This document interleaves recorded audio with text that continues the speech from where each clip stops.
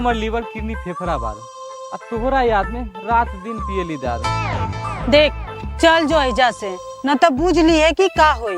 हम तोरा के पहले ही बता देले बानी कि कौवा हंस के जोड़ी ना हो सकेला। मान जा जूली, हम तोहर गोड़ पर तानी। मान जा जूली, मान जा जूली, मान जा जूली, हम तोहर गोड़ पर तानी। जूली मान जा जूली। अरे साला आओ ना रे, तोरा काहे बुला के ले लिया, समझाओ ना। मान जा जूली, जूली मान जा जूली। अच्छा रुक आवत नहीं धैले रही। ए रुका हमर दोस्त कितना काहे छिछिरिया कटवैले बारू। मान जा, इतना काहे तरपावत तारू। हम ये करिया का लुट्ठा से प्यार करे वाला बानी। हमरा ला तो राजकुमार आई, हमरा घोड़ा पर बैठा के ले जाई। देखी हो कहीं एके रात में चांद के पार न ले जाओ। कथी करे रे मुझौसा, एगो कम रहे जो तू हो आगे ले माथा भुकाबे। हमरा के जाए दे न तो बुझ ली है कोचिंग के लेट होता। हाँ तो क्या करबे बोल मुन्ना कन बड़का नखरा के दुकान। तू हट तो भाई, तू सच बता हमरा से प्यार करेलू कि ना? ना करी ले। तोरा के लास्ट बार कहतानी आई लव यू सीरियस, हई गेंडा के फूल के साथ। न तो देख ला हंसुआ काट के मर जाए अपन हाथ। जल्दी से मन जवाब दो।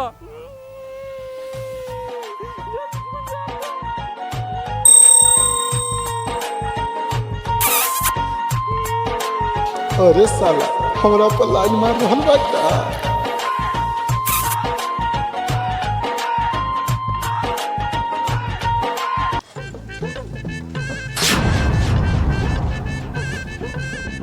हे जुलिया, यहाँ काहे खड़ी हो? ये दोनों लड़कवा छेड़ रहा है का? ना सर जी नहीं छेड़ रहा है। तो यहाँ छेड़वाने के लिए खड़ी हो? चलो जल्दी ट्यूशन में। अरे तू हाथ में फूल हंसुआ लेके खड़ा है, जाए कि घरे तुम्हारा अभी? नहीं सर, हम सब जा रहे हैं। जूली बेबी तुम कोचिंग में जाओ, हम आते हैं। ठीक है सर।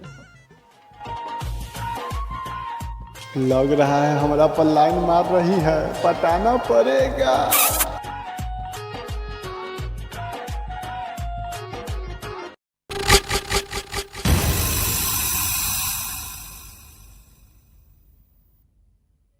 अरे दोस्त ऐसा तो कुछ ना भेल, चल कोचिंग में। चल ठीक बा।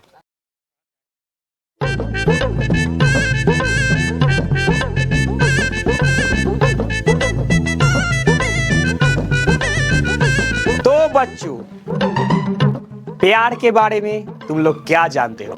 सर हम जानते हैं। गुड, खड़ा होकर बताओ। सर हमको पापा बोलते हैं